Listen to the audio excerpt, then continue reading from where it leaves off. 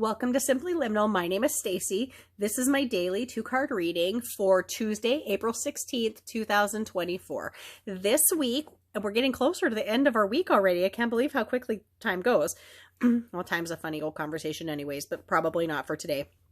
This week we are working with the Angels of Atlantis Oracle cards. This was a deck by Stuart Pearce. I worked with his other deck a couple months ago, and these are beautiful decks. So Stuart Pearce channeled what he's seen as orbs of light in the late 80s.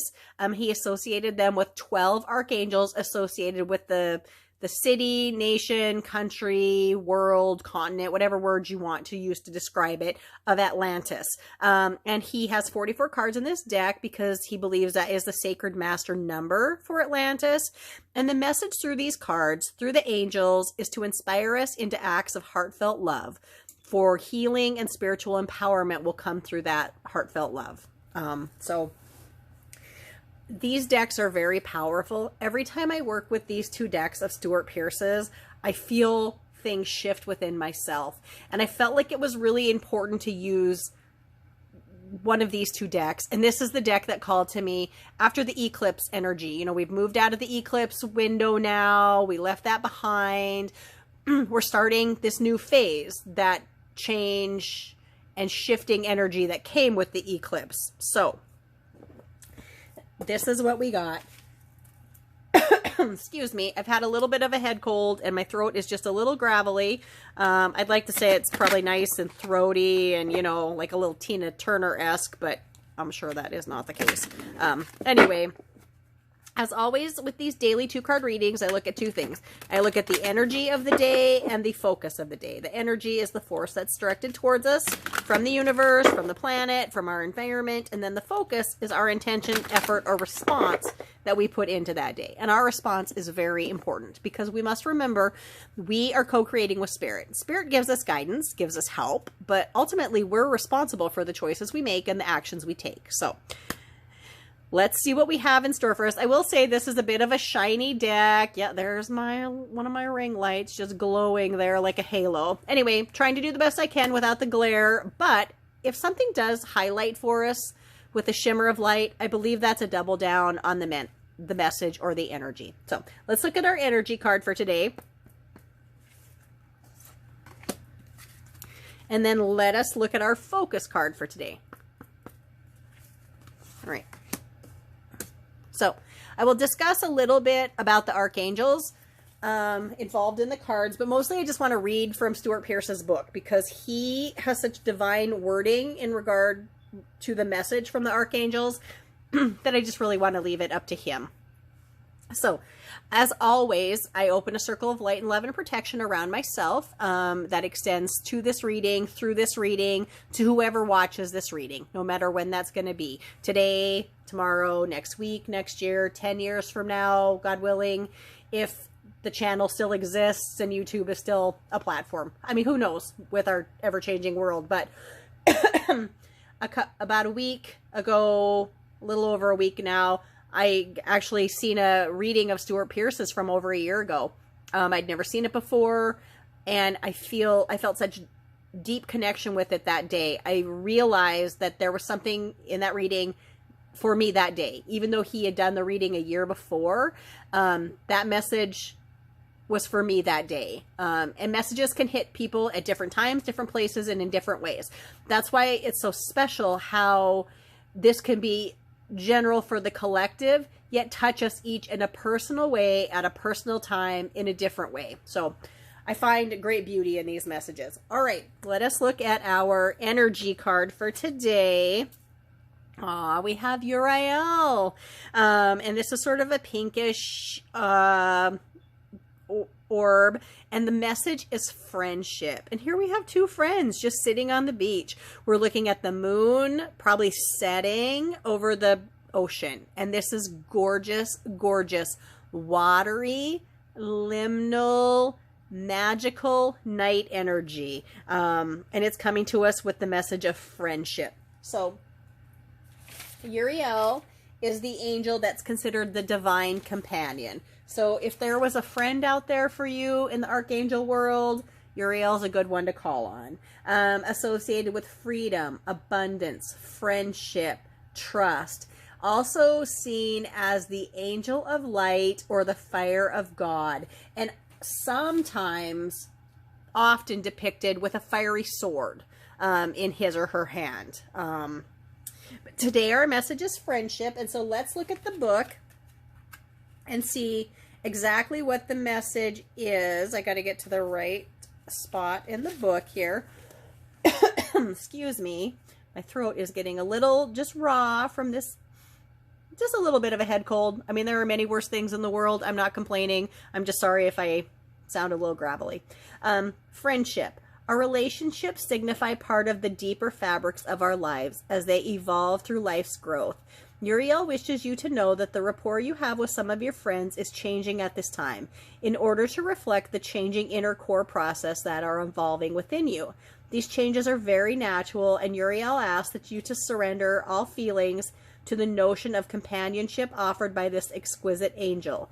Indeed, the 12 angels of Atlantis will watch over you and your relationships and will help all of you make easy, love-filled transitions. At the same time, be ready to receive new friendships that mirror the many interests blossoming through your creative outpouring. So it's interesting. It's talking to us about friendship, but it's also telling us there might be some shifts in friendship.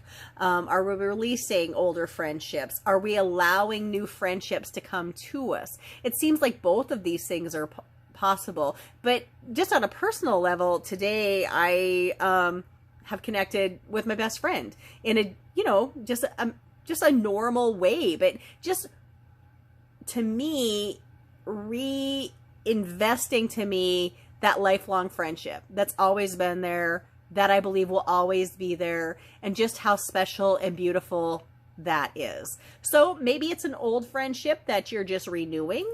Maybe this is a friendship that you're kind of letting slide to the side and it's time for it to move on. Or maybe it's new friendship coming towards us. Beautiful, beautiful, beautiful energy today.